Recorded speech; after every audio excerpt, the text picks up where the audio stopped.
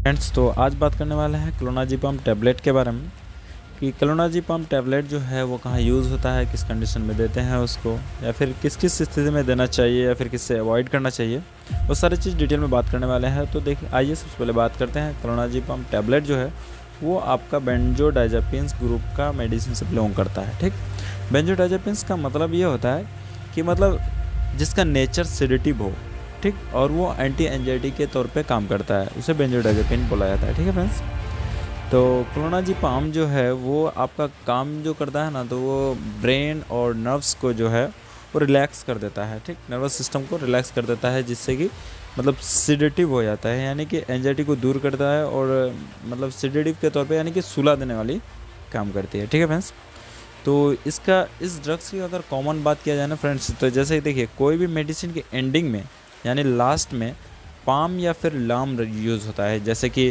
Clonazepam में palm ending में आता है और अल्प्राजोलम में लाम आता है। ठीक है फ्रेंड्स, तो ये अगर किसी भी मेडिसिन के अंत में आता है तो ये समझ जाइए कि वो बेंजोडाइज़ेपिन्स होता है। ठीक, और बेंजोडाइज़ेपिन्स मतलब कि वो एंटी एंजाइटी और सेडेटिव नेचर का होता है। ठीक, एंटी एंजाइटी के तौर पे मतलब यूज़ किया जाता है और सेडेटिव नेचर का होता है वो। ठीक, ये समझ जाना है आपको। ठीक, अब बात कर लेते हैं इसका यूज़ का कि किस किस कंडीशन में इसका यूज़ किया जाता है और किस स्थिति में इसको देना चाहिए। ठीक, अगर पेशेंट को एंजाइटी का प्रॉब्लम है या फिर नर्वसनेस का प्रॉब्लम है या फिर टेंशन, किसी तरह का टेंशन वाला प्रॉब्लम है, तो उस कंडीशन में इस मेडिसिन को यूज़ किया जाता है क्लोनाज़ेपाम को। जैसे कि ये क्या करता है, ब्रेन और नर्वस सिस्टम को जो रिलैक्स कर देता है, जिससे कि वो मतलब कुछ देर के लिए सो जाता है और बिल्कुल रिलैक्स फील करता है।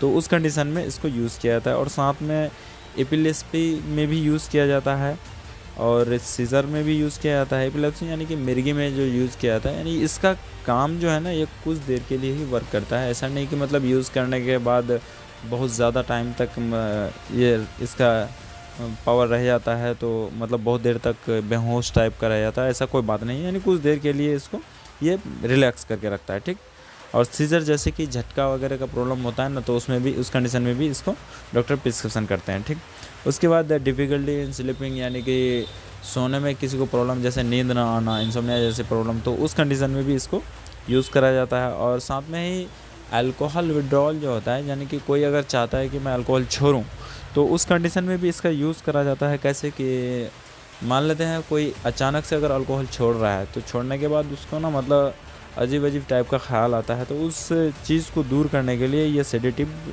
ड्रग्स यूज़ किया जाता है। ठीक, ताकि वो रिलैक्स फील करे, क्योंकि अचानक से कोई भी अगर अल्कोहल यूज़ करता है तो वो अचानक से छोड़ नहीं सकता है। ठीक है फ्रेंड्स, तो इसलिए इसका यूज़ करा जाता है।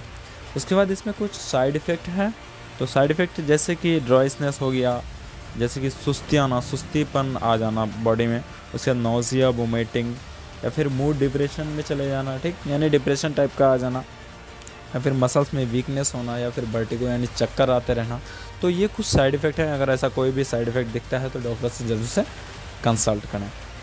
मेडिसिन के फ्रेंड्स, अगर स्ट्रेंथ की बात किया जाए, यानी कि किस स्ट्रेंथ में अवेलेबल होता है, तो ये आपको आता है 0.25 mg में, उसके बाद 0.5 mg और 1 mg और 2 mg में अवेलेबल हो जाती है मार्केट में। ठीक है फ्रेंड्स, तो वो डिपेंड करता है डॉक्टर पे और पेशेंट पे कि किस स्थिति में, किस कंडीशन कैसा है पेशेंट का अकॉर्डिंग टू, तो उस हिसाब से मतलब डॉक्टर उसको प्रिस्क्राइब करते हैं कि इसको कितना स्ट्रेंथ लगेगा। ठीक है फ्रेंड्स, अब आप देख लेते हैं इसका डोज की। तो चिल्ड्रेन की एज ए डोज बात किया जाए तो वो 0.01 mg पर kg के हिसाब से दिया जाता है, वो मिनिमम डोज, और मैक्सिमम डोज जो है वो 0.03 mg पर kg यानी मैक्सिमम डोज है इनका। ठीक, तो इसका मतलब ये है कि कोई बच्चा है जिसको अगर इसका यूज़ कराना है, तो 0.01 mg इंटू बॉडी वेट, यानी जितना बॉडी वेट है उस हिसाब से कैलकुलेशन करके इसको दिया जाता है। ठीक, अब बात कर लेते हैं एडल्ट डोज की। तो एडल्ट डोज इसका हायर डोज जो कि 1.5 mg यानी 1.5 mg